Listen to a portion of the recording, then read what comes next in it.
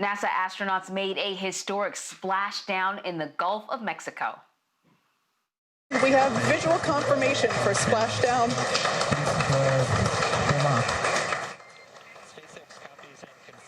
SpaceX's Dragon crew returned to Earth Sunday afternoon after spending 2 months in space. American astronauts Bob Behnken and Doug Hurley completed the first water landing of a manned spacecraft by NASA in decades. So joining us now is NASA Administrator Jim Bridenstine to talk about this. Now, Jim, what does this mean for NASA and SpaceX?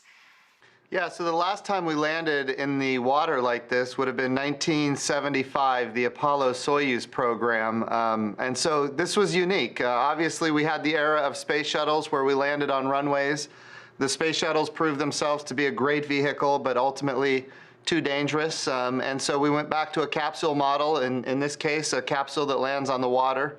And yes, it was a great day. This mission was a test flight. But it went as well as we could have expected. We're very proud of the entire team. We're grateful to SpaceX. The partnership has been amazing. And we're very grateful to Bob and Doug for their service to the country.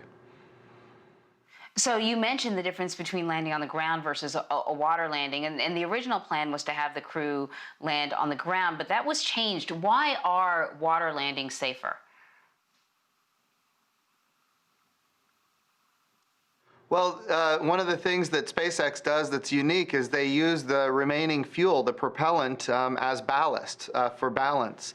And we made a determination earlier in the program that maybe that was too risky to land on land, just from a structural perspective.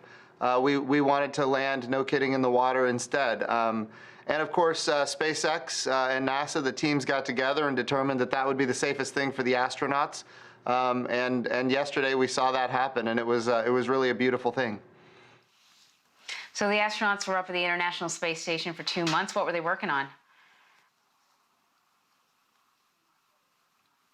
The big thing was we had to change the batteries on the International Space Station. The International Space Station is a marvel of engineering and capability. But it's also, we're celebrating 20 years of having American astronauts on the International Space Station this year. So it needs some maintenance. They did 4 spacewalks to change the batteries on the International Space Station. And I want to tell you, that's important, because these are astronauts that were designated to do a test flight. And not only did they do a test flight, but they stayed up there for 2 months doing very critical work to preserve the International Space Station. So again, we're just very proud of them. Wow. When you said, change the batteries, it sounds like something that, we do every day. And then the thought of like what it takes to change a battery on the International Space Station kind of ran through my head, kind of made me giggle a little bit. But there were sort of many firsts. There have been many firsts when it comes to SpaceX and NASA with this last kind of journey. Can you kind of give us a list of what else has gone on? Yeah, so in this particular vehicle, this is a commercial vehicle. So NASA and SpaceX entered into a partnership where NASA wants to be one customer of many customers in a very robust commercial marketplace for access to low Earth orbit.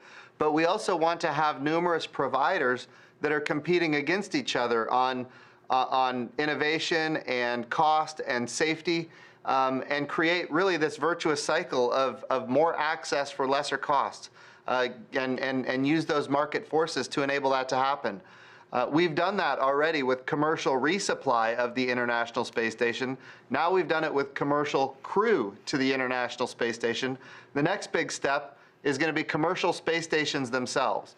But all of this is leading to an eventuality where we have a lot of activity in low Earth orbit that is beneficial for humanity here on Earth. We're talking about advanced materials, immunizations, industrial biomedicine, those kind of things happening in microgravity of space, which is an amazing resource for those kind of activities. But we want it to be done commercially so that we can in fact use the resources that we have as NASA to go to the moon and on to Mars, and do so with a coalition of international partners and commercial partners. So this was really, it was an amazing day.